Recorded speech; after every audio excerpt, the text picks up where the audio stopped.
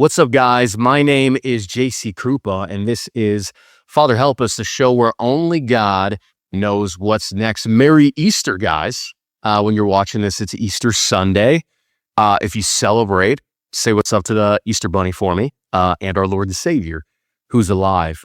Dude, so much has gone on in my life and in the world past couple weeks. And, dude, I'm so excited I get to talk to you about it. Today, you guys know I'm actually out here knocking doors. I actually got bit by a dog.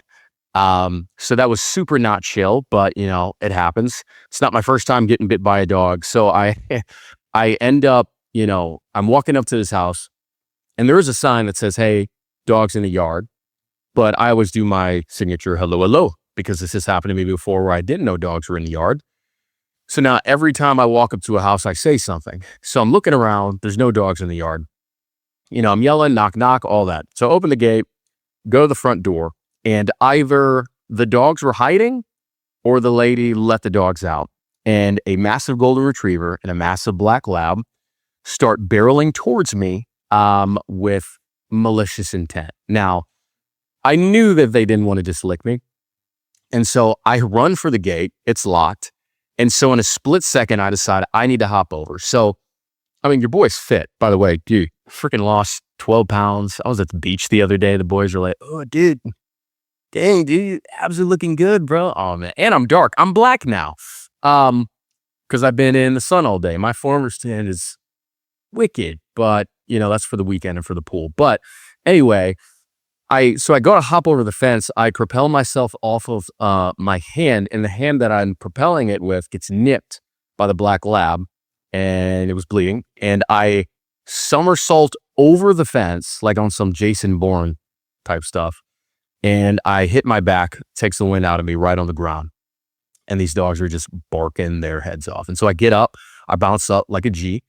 And a lady comes out and I'm, trying to explain to her I'm doing the bugs and that her dog just bit me. And she's just, very quick and she leaves the dogs in the yard and I don't get to pitch her. So that was not cool, but 2 doors later, sold her neighbor. So she's going to have to see my truck.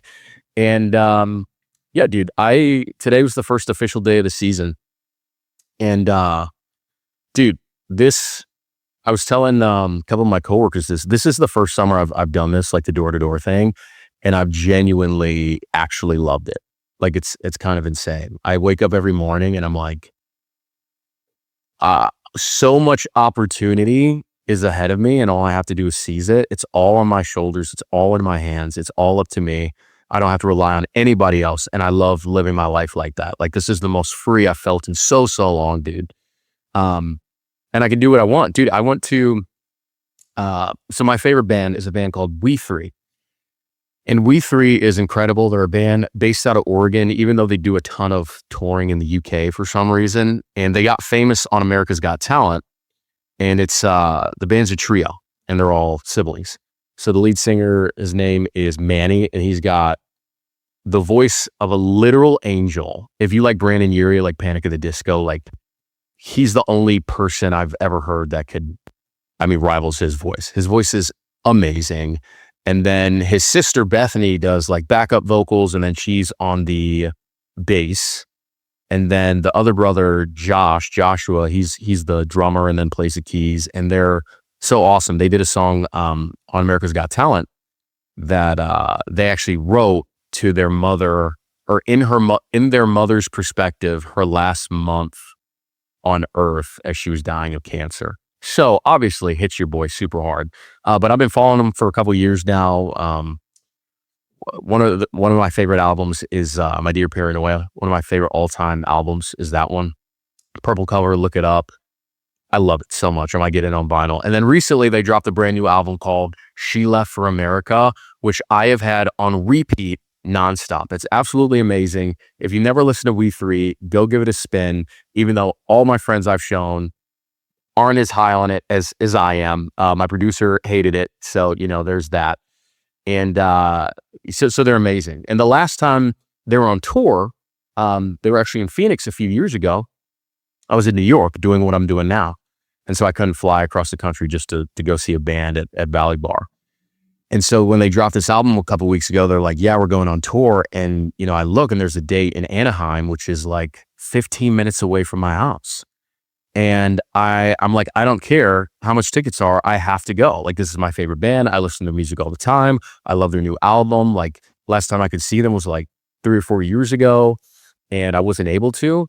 So I copped the ticket.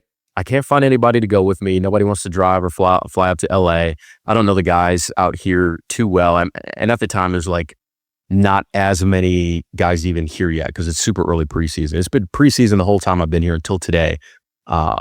First day of the season. Your boy killed it. More on that later. So I'm like, cool. I'm gonna, sell one that day, and then I'm gonna go to the concert just by myself. And I have never been to a concert alone. I think it's a big thing for me to go to movies alone because I like enjoying things with people, right? So, I decide I'm going to go alone. I'm like, I don't need anybody else to have a good time. Like, I enjoy my own company. So the show starts at 7:00, and I'm tidying up my room. I'm doing some homework, and I end up showering and leaving the house at like 6:30. So already like I feel like I'm running late. Now, so it's about a 15-minute drive. I get to the venue about 6:45, right? Like 15 minutes before the show starts. And I realize that the venue is right by Disney. Okay. So there's literally no parking anywhere. And I realized, I should have just took a Lyft or taken an Uber, but I just wanted to take my own car. I got my car in the city, and, it's not towed, and I can drive around and do my thing. But I'm like, okay, that's fine. Like, if I have to walk, I have to walk. I walk every day to get to work. And so I'm driving around and around and around, this plaza, and, I see parking for like $45, man. And I'm like, there's no way I'm paying almost $50 to park at a show I'm going to be at for 2 or 3 hours max. And so, I'm looking on maps and I find a park, and I'm like, okay, I could just park around the park. And the park's like a mile away. And I'm like, that's fine. I'll probably be a little late. They'll probably have an opener, right? So right now it's like 7:05. I'm a little annoyed. And, so I put the directions to this park in. And, I go, I drive around, and then I actually find parking on the way to the park. And I'm like, I'll just park here, and then I'll walk straight to the venue. So I park. I'm like, thank God, found free residential parking. And so then I start, following my GPS. And I get closer and closer and closer. I'm walking like a mile. And I realize I never changed the destination to the venue, and it's taking me to the park. So I took a roundabout way to get to the park, and now I've already walked a mile, and I have to walk another mile from the park all the way to the venue. And I'm so annoyed right now, okay? Now, here's the thing you got to know about me. When other people do stupid things, I don't really get that upset. Like, the thing is, I expect other people to do things like this, to not take an Uber, to misjudge time, to not realize it's close to Disney, to screw up their parking, to screw up their GPS. That's what other people do. So when that happens in my life, I might come up on here and make jokes about it. I don't genuinely get mad. I was genuinely mad because I should know better. Like, I pride myself on leaving early, on getting places on time, on finding parking and, finding the most direct access to the venue or wherever we're going. And I don't do it. So I'm embarrassed at myself, even though no one knows what's happening or cares. And no one would ever know what happened unless I told you guys right now, all 16 of you on this podcast. So eventually I end up finally getting to the venue, and it's like 7:45, 7:50. And so I go to walk in, scan my ticket or whatever. And the opener hasn't even got on. So immediately I'm like, okay, my irritation, dips away. I go, and there's basically like 40 people in this really cool room. So it's a real intimate concert. And, so I grab there's no seating. I stand in the back, and then a few minutes of that, and it's clear like I'm not waiting for someone. I'm like, this is super awkward. So I'm like, I'm going to go grab a drink. End up going to grab a Corona because your boy loves Coronas. And I'm sipping my beer. Finally, 8:00, an hour into the show, opener comes on. He's pretty cool. He starts asking questions in the audience, like, who traveled the farthest to be here? And some dude like 10 feet ahead of me raises his hand. He's like, Wisconsin. And I'm like, oh, sick. And he's like, oh, that's so crazy. So I step forward and I kind of tap the guy and I'm like, oh, dude, like, what part of Wisconsin are you from? Because your boy's a Wisconsinite. And he says, Milwaukee. I'm like, dude, you're not going to believe this, but I'm from Milwaukee. And he's like, oh, that's so cool, dude. That's crazy. What part are you? We chat real quick. And I realize he's not asking me any follow-up questions. And so I'm like, I don't know if he's just trying to listen to the show or he just doesn't mess with me. So I'm like, cool. I get the hint, back up a few feet away. And I learned he came for this random opener that I never heard of before in my life. The opener performs, he like daps him up, buys some merch, and then he leaves. So he's not even there for the real concert, which, dude, you have so out-auraed me. Like, that's the coolest thing ever. Like, yeah, I don't even like the main band. I'm just here for the opener and then I'm dipping. Dude, so much aura. The guy's 1,000 times cooler than me. And that's the first time I've said that about somebody else from Wisconsin. So shout out Kate or whatever your name was. Anyway, band comes on and they freaking kill it, dude. Guy comes out in the crowd, performs, they tear the house down. And while this is happening, there's like 2 rows behind me who keep inching closer and closer to me, right? And, one of them I think is a lesbian because she keeps making remarks about the female singer. And the other one is definitely into me. And she's, beautiful Hispanic woman. Your boy, come on. You guys know your boy loves Hispanic women. But at this point, I'm like, I don't even know, like, where's this going to go? I'm not really trying to like talk to anybody. Because the plan was like really don't date anybody this summer and just wait till fall till I get the bread up and I move. But then I saw my ex listening to Where's My Husband on Spotify, and so now all of a sudden I'm like, maybe I should start dating. Anyway, and she's like inching closer to me, and until she's standing right next to me, and part of me's like, hey, maybe you should like talk to this girl, dust some of the rust off. And other part of me is like, dude, be intentional. Like, you're here for the music. Don't do anything. So I end up listening to the latter voice, which really surprises the girl, you can tell, because she thinks I'm going to keep turning to her. And they're like, dude, we're the most energetic in the entire concert. We're holding it down, me and these 2 girls that I did not say one word to. And everyone else in the crowd, like, they're not bouncing. They're not vibing at all. Like, I know like half the words to every song. I'm like, let's freaking go. I'm vibing out. And that album is, for the most part, such great, good feeling music. And it was a great time. So the concert ends. I head back, eventually find my car, and I get back way too late. But We 3 is amazing. And you guys absolutely need to look them up. And I'm excited to do more things like that this summer. Because, dude, I'm in LA. Lakers play here. Rams play here. Chargers play here. I feel like anytime, well, I know for a fact, anytime any artist has some sort of tour, they're hitting LA because it's a major city. And I'm excited to really explore. Like the cool thing about this company, like the last company I worked for, they freaking like, they didn't want you to take any time off at all, which I get. Like, you want to hit your goals, you're there to lock in and grind, you're limited on time. These guys, the owners, are like, hey, dude, like, if you want to leave the doors early, if you want to get there early, if you want to leave late, get there late, like, that's on you, especially because I don't have a team out here, right? And so I'm this summer's just been so great, dude. Like, I'm one of the top reps in the office already. I mean, obviously it's real early, but I'm on pace to hit all my goals, which even if I didn't hit my goals and I suck this summer, I'd make more money than I ever have in my life.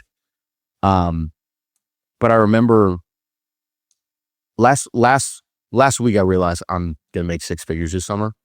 So I told you guys before, like, this is the first time I love this job. And genuinely I do. Like, I literally just walk around and talk to people about books. It's the easiest thing ever. Now it's easy now that I know what I'm doing. And I mean, Californians are sick. But I remember last Friday, you know, I'm knocking. I get there, 11 o'clock, and all day I'm getting crapped on in this neighborhood. Now, vets like me, we don't, what you call bagel. We don't sell 0. If we knock, we're going to sell at least 1, even if it's a rough day. And it gets to like 6:30, 7 o'clock at night. It's starting to get dark out. And I haven't sold a single account. And all the same days were taken. So at this point, I'm pitching like, hey, we're going to set you guys up for Monday to deal with the bugs, which is way harder when you're scheduling people out, because today creates urgency. So they're more likely to buy when you create urgency. And I'm like, I keep saying this phrase over and over again called amor fati, and I'm going to get it tattooed, but it's the Latin phrase meaning the love of fate. And I'm like, I love this. Not only am I going to be stoic and not too high and not too low on the ups and downs of this summer, I'm going to love everything that happens to me. I'm going to love it when I sell 10. I'm going to love it when I sell 1. I'm going to love getting yelled at, getting the door slammed on, getting bitten by dogs. But I'm going to love, the money. I'm going to love the boys that I hang out with. I'm going to love the memories. I'm going to love the freedom. Like, I'm going to love all of it. Because if we're only happy when we achieve our goals, I mean, what percentage of life do you think that is? I'm only going to be happy when I have a girlfriend, or when I have a fiance, or when I have a wife, or I'm only going to be happy when I have kids. I'm only going to be happy when I finally buy a house. I'm only going to be happy when, I can take care of my dad. I'm only going to be happy when, I have multiple residencies. I'm only going to be happy when my business takes off. I'm only going to be happy when my music takes off. Like, if you think about your life that way, that's like, I think I'm being generous here. That's 10% of your life. If you live 80 years, you're really living for 8 when you succeed and you get those things. So most of your life, you're staying like in a state of miserableness, unless you choose to not be miserable. Like, dude, there was a time where like I wished I would have been in this position, and I've come so far. Like, there was a time where, I didn't know what this whole pest control bug spray thing was, and I was dead broke, and I didn't know what I was going to do, and I had so much debt, and now that I'm out here, and so anyway, I'm knocking, and I'm talking to God, and I'm like, you see me work my tail off all day. I didn't take any breaks. I haven't stopped moving. I pitched my tail off, and all I'm asking you to do, God, is to honor my hard work. So I'm praying that. End up knocking this guy's door. Coolest dude I've ever met. Hawaiian guy. Meet his wife. They end up trying to hook me up with their granddaughter. Everybody's trying to hook me up with somebody right now here in LA, which, more on that later, but coolest family. I end up selling them. And then they're like, hey, can you do the house next door? And I'm like, well, I can't just treat somebody else's house. Like, I kind of need their permission. And they're like, oh no, we own that house. And I'm like, yeah, absolutely. I'll give you a deal on that house. So I end up believing in the process and in my hard work and figuring out, even if I don't sell today and I bagel, I'm going to be proud of the work I put in. And the last door I knocked, I sell 2 accounts. It was insane. And in that moment, and I told the guys this, I realized I'm going to make over $100,000 this summer, and I'm on track to do it. And I'm so excited. I'm finally at a place that values me, that, they've given me a deal that's advantageous for both sides. And dude, life isn't perfect, but life is great. Life is what you make it, really. And I'm so excited to be out here in LA. And now I'm like, looking at different trucks, and I'm like, okay, like, maybe I should wrap this one. And oh dude, like, now I'm going to be able to have, an X square footage, home when I moved to Tacoma.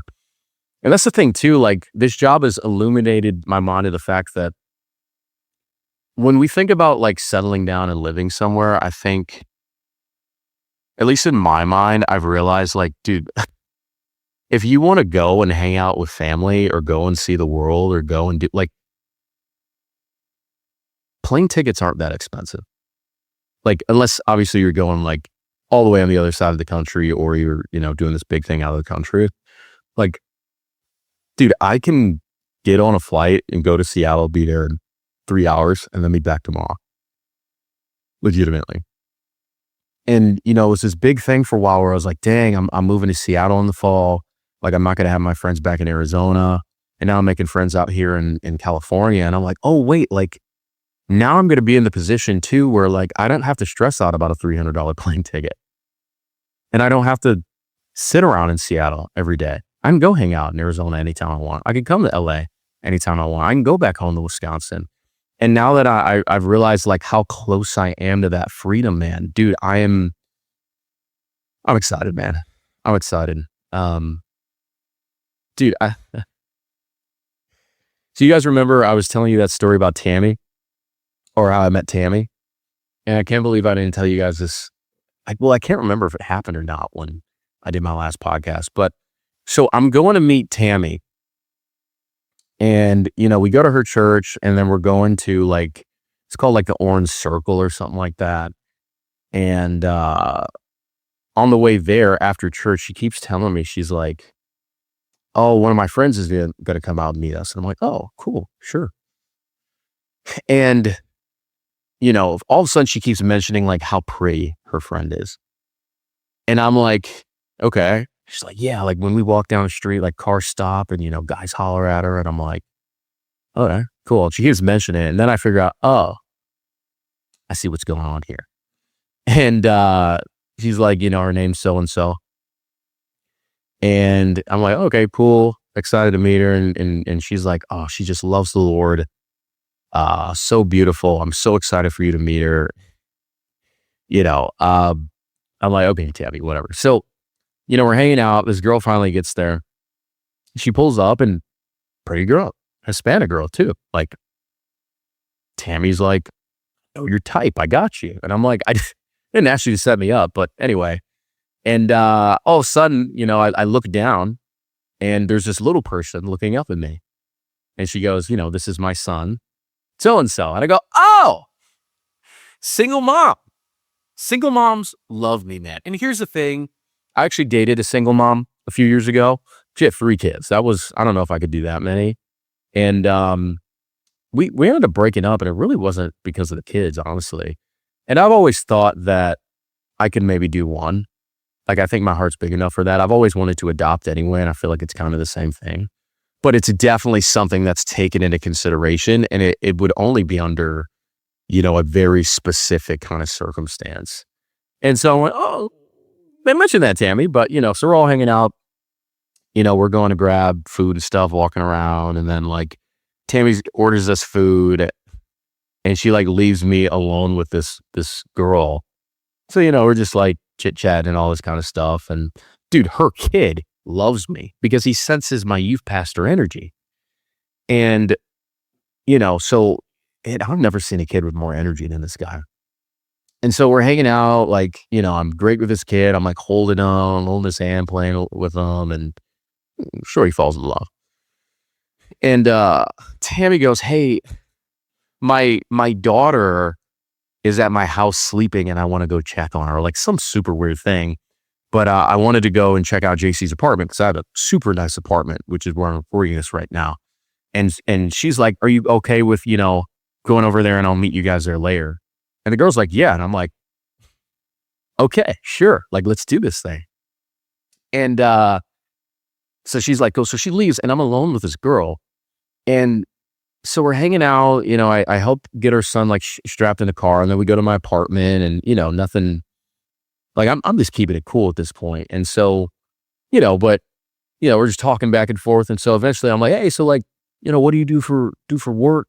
And she says, she's like, what did she say? She says, oh, I work at a nightclub, right?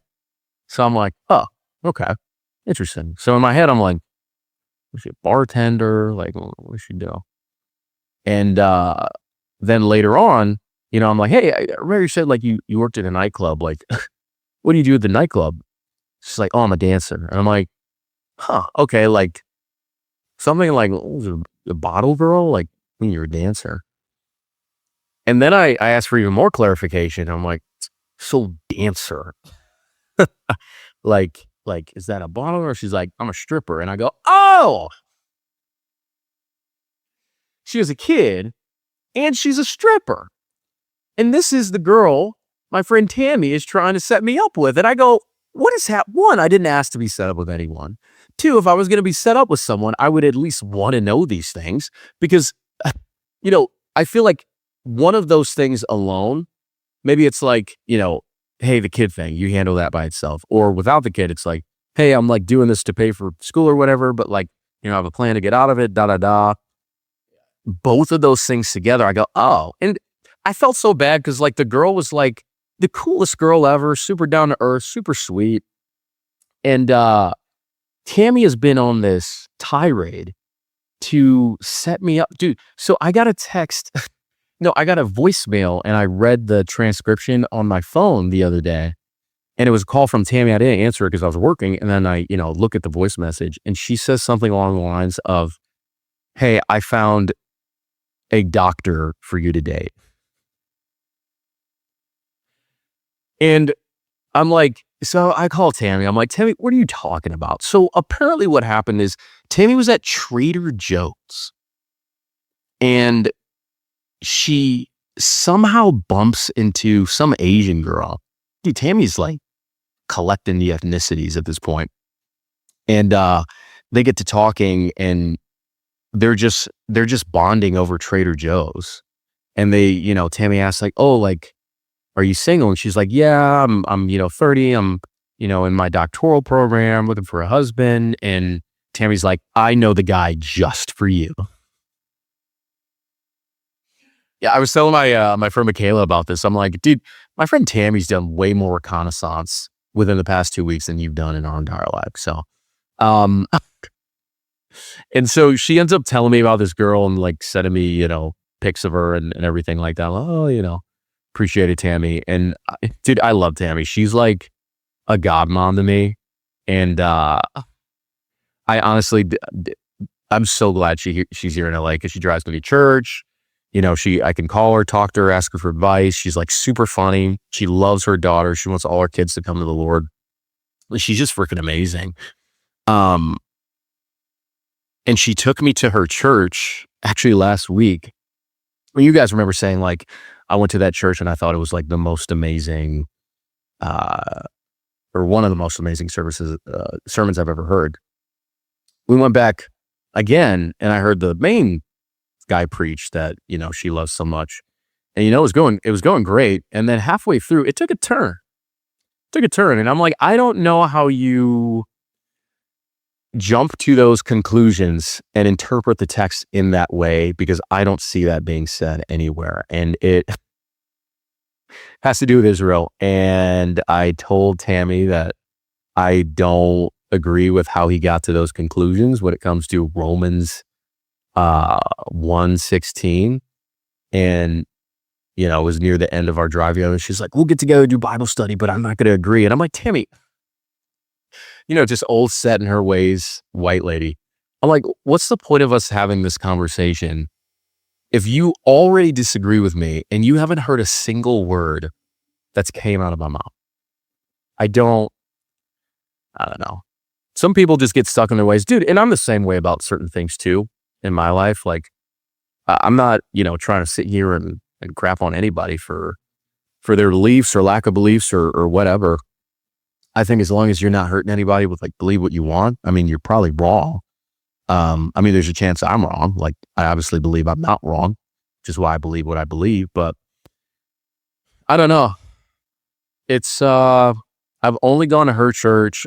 I want to try my boss's church. And then I've been getting invited to this other church out here. I just keep saying to church, like, like it makes a difference to you guys and not naming the church. It's just because I don't want to, if this podcast gets bigger one day, somebody looks back and be like, oh, JC Kroupa slandered so-and-so. And then I get canceled by a bunch of evangelicals, which is still on the board regardless. Um, but yeah, dude, I, the thing I find most important at a church that I want to attend is the word good. And is it true? And is it honest? Is the gospel clearly communicated? And, other stuff is important. Like, obviously, I love worship. I do music. So worship's a big part of my church selection. I don't know. Somebody was, I sold this account today. So actually, after I got bit, 2 doors later, I ended up selling the neighbor. And, they're like, I wrap up the sale and, I shake their hand. I'm like, hey, any questions for me before I head out? And usually it's like, yeah, what about this, about the bugs, about the service? And this guy's like, so what'd you do before this? This is really cool couple. And I'm like, yeah, I was a youth and young adults pastor for a few years in Phoenix. And actually a few months out from getting my master's degree, my Master of Divinity. And they're like, oh, so like, is that what you want to do? Be a pastor? And I go, I don't know. Because all 3 ministry contexts that I was in Phoenix, even though I consider, 2 out of the 3 very good, all 3 did not end well. And it's gotten to the point where I'm like, okay, God, I know my purpose here on this earth is to preach the gospel, but is that best expressed through being a pastor? And I've always thought that it was. But now I'm like, maybe my purpose is to preach the gospel, but partner alongside the church, not necessarily be on a staff at a church. And so with this business that I'm starting up here pretty soon, and I don't want to give too much away about it, but I'm creating essentially like a discipleship system for churches where I'm super excited because I'll be able to help multiple churches with things that congregations are dealing with all across America. And I'm so excited for that and have the funding and time to really invest in that this fall when I wrap up here this summer. Cause I love the church. Like, you can't love God, love Jesus and hate the church. Like, you can't. And I think it's just because people don't want to go, because people don't want to be held accountable. And, it's funny. I was talking to some of my Mormons. I didn't even realize some of my coworkers came from the Mormon church. And so some of them are still Mormon. Some of them are like ex-Mormon, consider themselves more Christian. And, I'm talking to this one guy in particular, and, I just start to realize like it gets to the point where everyone's like, just try to like believe your higher power and be a good person. And I think that's kind of a cop-out answer to the big questions of life. Like, I remember, so I explained, this guy asked me a question. I can't remember what the question was. He asked me about, because, Christians believe in the Trinity. Mormons believe that the Trinity is separate. It's like 3 separate beings. He points to when he's on, Jesus is on a cross, and he says, my God, why have you forsaken me? And he's like, oh, clearly, like, he's talking to God, like he doesn't know. And I'm like, well, actually, like if you dig into the text, he's actually referencing a messianic prophecy written in Psalms. And the beginning stanzas of that song are written by David. And it literally describes the scene that Jesus is in, if you read it. And it talks about how lots are being cast for his clothes and how enemies are surrounding him and that they're piercing his sides. And it literally perfectly describes the crucifixion scene 1,000 years before Jesus was there. So even on the cross, Jesus is making a connection to himself and David, King David, saying, hey, I'm the new David who's come to be the rightful king of my people, of Israel, of the church. And so I'm explaining all this to him, and he's like, it shouldn't be that complicated, And, I didn't say this at the time, but I was thinking about what he said, because I'm like, yeah, that makes sense to me because I'm a theology major and, it's literally what I'm studying, and I'm a Bible nerd. And so not a lot of people know that, which is one of my big gripes about the church calendar, because we don't spend any time on learning things like that. We spend it on Easter and Christmas. But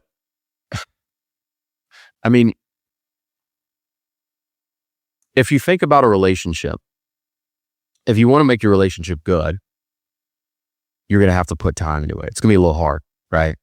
You're going to have to love her when you don't feel like loving her, or you feel like you've fallen out of love. You're going to have to buy her flowers and apologize when you feel like you were right. You're going to have to sacrifice your time, your money, your energy doing things that would normally make you happy.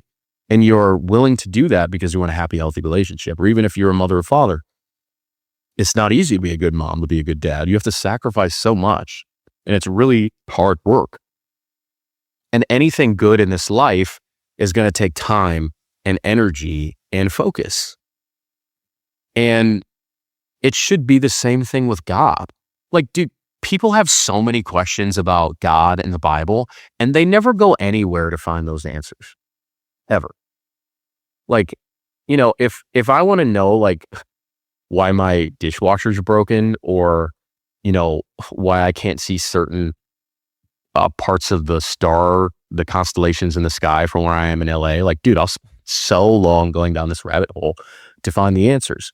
But some people, they're just like, they heard that the Bible's been changed one time and they just like ran with that, which is the most annoying thing, because I always ask people the same thing. So like, oh, I heard the Bible's been changed. I asked them, I'm like, oh, okay, yeah, what part? And I've never gotten an answer. Because if the Bible is changed, there should be thousands upon thousands upon thousands of manuscripts over the past 2,000 years that say way different things.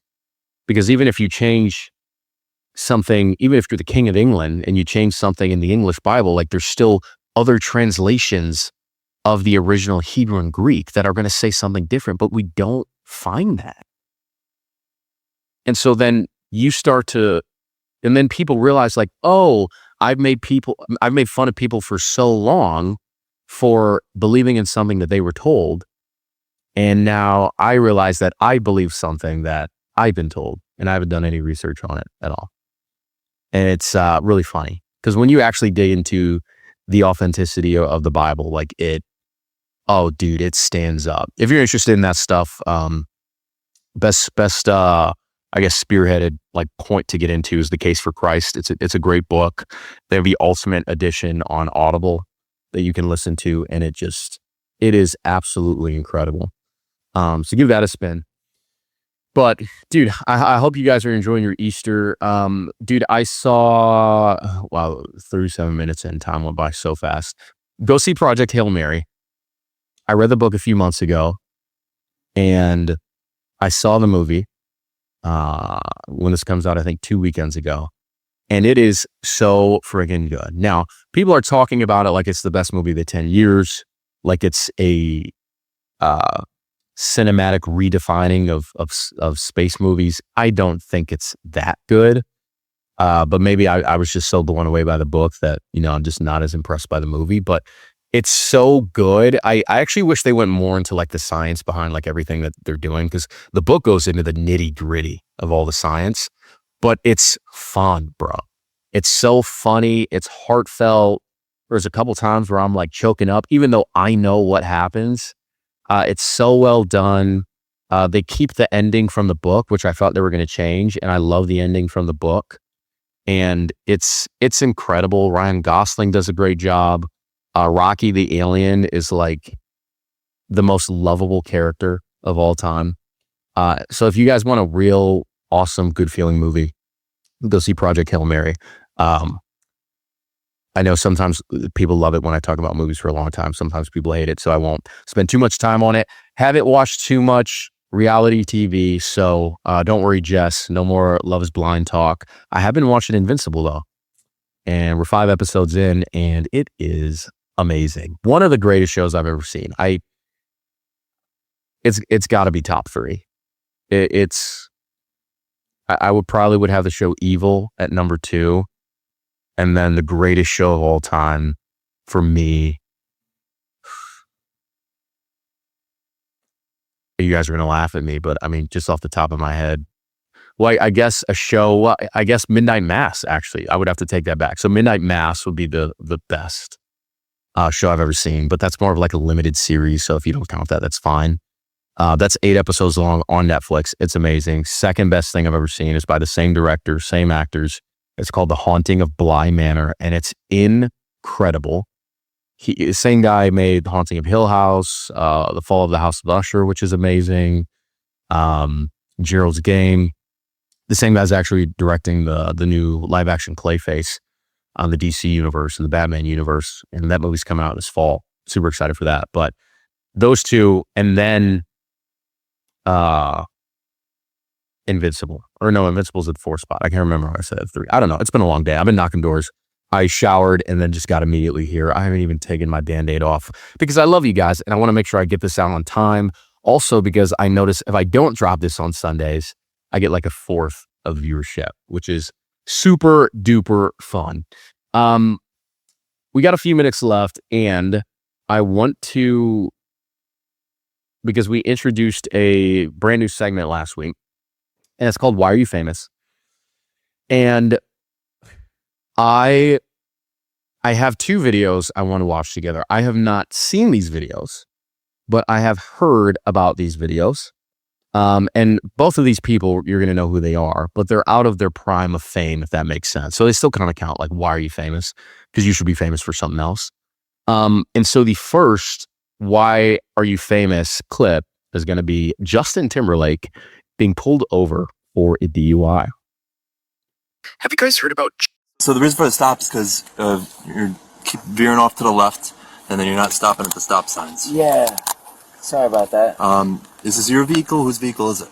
It's just a rental. It's a rental? Okay. Do you have any registration with it? Do you know if they can put it in the glove box? Let me check. What are you visiting? Yeah, I'm on tour. What are you doing? I'm on a world tour. Of what? A world tour. Doing what?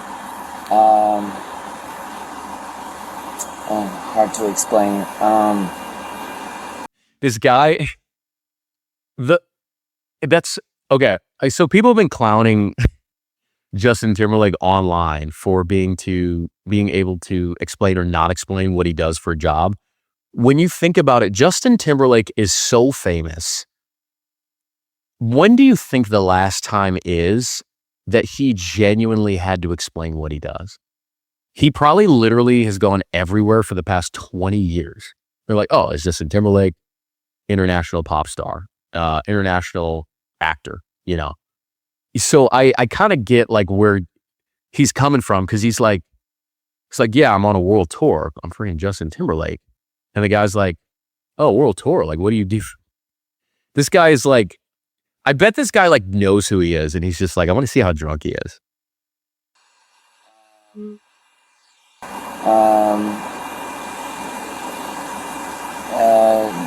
World tour. I'm Justin Timberlake. What's your name? Justin Timberlake. You are Justin Timberlake? Yeah. Do you have a license with you? Yeah, I do. And then you can put your right foot in front of your left, stay just like that. Okay? He's like, this cop is like, oh, boys, you guys got to come check this out. I'm making Justin Timberlake walk in a straight line right now. Oh, man, this is insane. He's very obviously inebriated. You can be heel to toe like this. Heel to toe. 1,000, 2 1,000, 3 1,000, 4 1,000, 5 1,000. All right, that's all good. All right. By the way, these are like really hard tests. These are really hard tests. He literally asked you to count numbers and walk in a straight line when you literally have to memorize whole songs and you're dancing, learn choreography on stage that I could never dance to. And these are hard tests. These should be the easiest tests, dude. So the way this device works, you just put your lips over it and you blow into it like you're blowing a balloon. No? Yeah. Okay.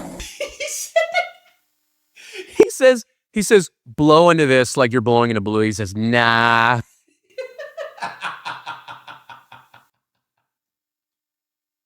What do you mean, nah? He's like, I'm not going to do that. Do that. Oh, man. All right. At this point, based upon the observations, you're under the arrest for suspicion of driving while intoxicated. There has to be a moment of talking. No. Not anymore. Please help me. Not anymore. Hold on. Okay? So Hold on. this is the registration of the vehicle. Just make sure it stays with the vehicle, okay? I have his phone. Yeah. Yep. Can you guys please just do me a favor? Because you loved Bye Bye Bye or I'm like happy- Sexy Back. so I'm Like, happy- do me one favor. Let me ask him if he wants me to give him his phone. Yeah. I mean, This is that's- insane. So it's not going to be a long thing. I'll Since he wrote Bye Bye Bye and Sexy Back, which, I mean, those songs are 9,000 years old, you know? He performed at the Super Bowl, I think, just a few years ago.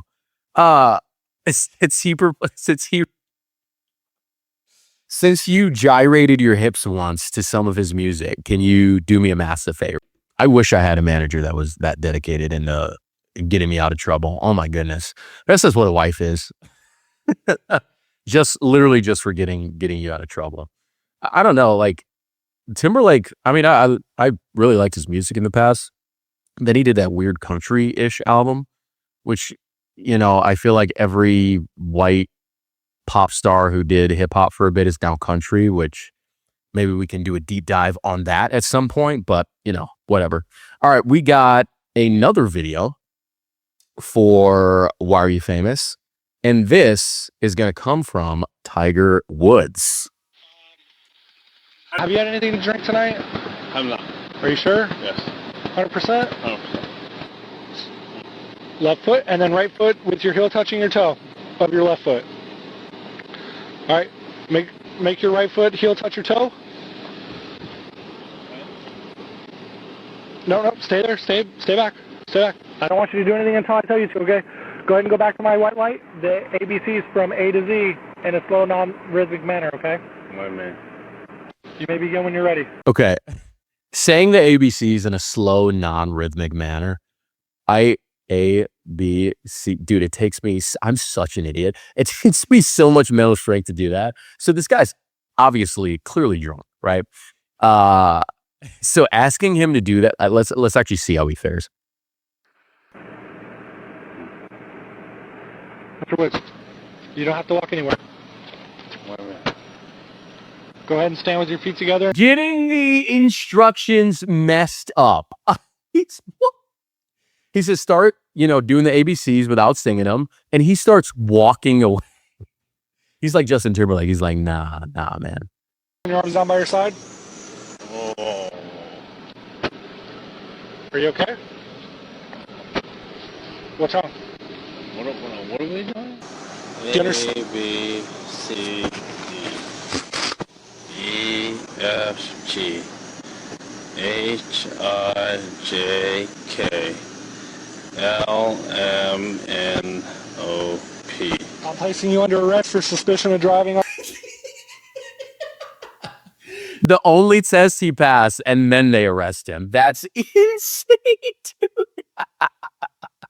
I feel like they would do tests or show tests that he failed, and then that's why they arrested him. Also, what's the point of them doing the tests? Is it just for like video footage and like have it on file? Because he's very obviously drunk. Without doing all those tests, I feel like a lot of these cops, they're doing this just to have fun, which, you know, totally get that. If you're a cop, you know, you have a stressful day. Like I can't even imagine. I had a customer tell me today, she's like, I'm surprised you weren't a cop. I'm like, dude, that job's super hard. She's like, you're fit enough, which like, you know, the only thing you have to be good at is fitness to be a cop, which is not true at all. And there's so many not fit cops. I feel like cops will just like have you do things because they're bored. You know, like you really need to do 9 different tests to figure out if Mr. Timberlake or Mr. Woods are drunk. Dude, just have them blow into the breathalyzer, you know, or just have them do one test so that you can have it on record if you need to show it at trial or whatever. I don't understand, because he should be like, is he graded for these performances? Because obviously he failed the other ones, but the ABCs, he freaking aced those. So is he like not totally drunk or not totally incriminated? I don't know, man. I don't know. But that's Why Are You Famous for the week. Excuse me. I don't know. When I was a kid, I thought that being famous was like the only thing that mattered, even up until like my college years. And I was like, I'm going to be famous one day. And I think I still believe in my heart of hearts, like I am going to be famous, but I want to be famous for the right reasons. And, you know, I used to look up to, you know, people like, you know, Tiger Woods, Justin Timberlake, and think, you know, they have everything. And, even in my own personal life, I look up to, guys making, crazy money, beautiful wife that loves them, big backyard, kids. And, so much of my life I spent comparing myself to other people, and watching a video like that, like, dude, those guys are just like me, not in the DUI aspect. I've never gotten one of those. Which also, if you're that rich, like, dude, just order an Uber. Like, these guys are not hurting for cash at all. I don't understand why you would ever, like, dude, it's at most, if it's super busy and you're going an hour away, you're going to pay a few $100 for an Uber, which, yeah, that's an expensive Uber. But if you're Tiger frickin' Woods or the creator of Sexy Back or Bye Bye Bye, what's the other big one? Not Happy. That's Pharrell. There's one that was like on the Trolls. I got this feeling inside my bones. It's like a minute, baby, when I turn it on. Out through the city. Oh, dude, that was my ish when I was, how old was I? Maybe I was in high school, but I don't understand that. But these guys are just like me because they're idiots. And that makes me feel good because Justin Timberlake wakes up and is an idiot. And Tiger Woods wakes up and is an idiot. And if I can be less of an idiot, 1% every single day, dude, even if I don't make a bajillion dollars, that's success in my book. Something that I've gotten so much perspective on being here in Los Angeles is like, there are so many different ways to achieve success and happiness in this life. And when I say success, I'm not really talking about money, because success looks different to every single person. I sold this guy today, my first sale of the day, super nice guy, massive account. And he owns his own, like, some Asian guy. He owns some super smart company. And so I'm asking him for advice. I'm like, yeah, like, I'm doing this, but I'm starting my business in the fall. Like, do you have any advice for me? And he starts like going in, giving me great advice, like, percentages, how much to save, like where to base your business, all that. And I'm like, dang, man, like, maybe one day, like, I can have a house like you, like, dang, like, I should have gotten into this when I was younger. And he's like, no, dude, like, you're going to be fine. You're going to do it. I just met this guy. And I told him, I'm like, dude, like, make me like cry. Like, you believe in me so much. And he's like, no, man, like, you're great with people. You're super charismatic. You were awesome in explaining complicated things and making them simple. And whatever you put your mind to, bro, like, there's so many different niche things to make money in. And success is honestly what's going to make you happy. So just grind your tail off, figure out a way until you find what success looks like for you. And I'm like, dang, what does success look like for me? Which is the most regular, basic, yeah, you should have thought of that question ever. And for so long, I thought success looked like a wife, nice car, nice house, happy kids, and retiring early, and then maybe getting booked for, speaking engagements. And that's what success looks like. And I don't think that's what success looks like, at least for me, anymore. I think success looks like living in the will of God and opening up my life and my schedule and my plans and ambitions to Him, to have Him do whatever He wants. Because, dude, like, a few months ago, I was dating this woman that I loved with all my heart, dude. I've never loved a woman that hard. And it was really hard to let that go. And, also the realization that, she was falling out of love with me, and, she didn't want to try when I felt like I'd fallen out of love before and tried and got that spark back. It really hurt. Like, feeling like you're not good enough to anybody is going to hurt.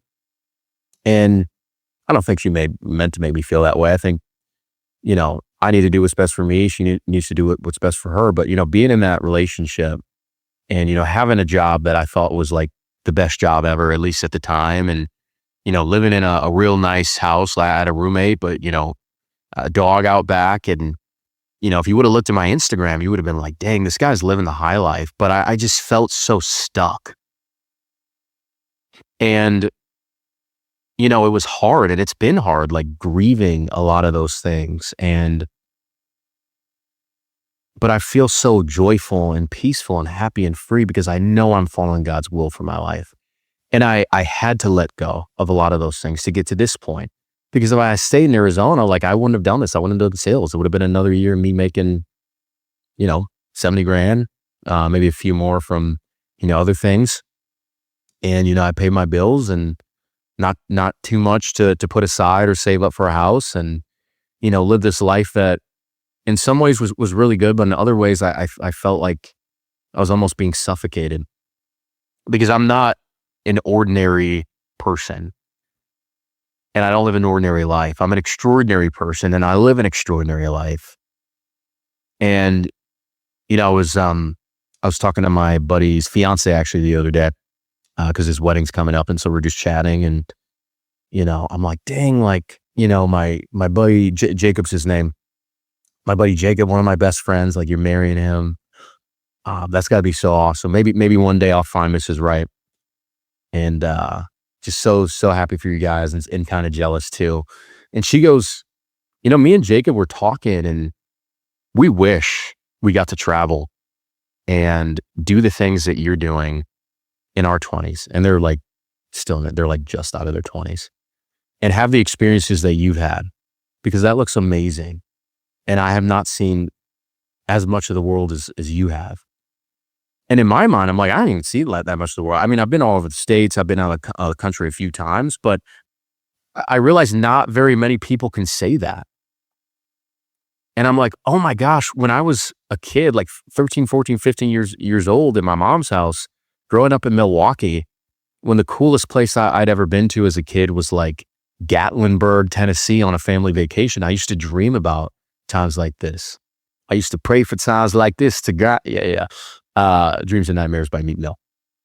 And so he says this to me, and I'm like, what is success for me? And, you know, the generic answer is, you know, following the will of God. But I think success looks like giving it my all, not just this summer in my job, but everything that I do in my relationships, in my, you know, next romantic relationship, in my, my uncle just passed away, and it got me thinking, I've been shortchanging my relationships with my family.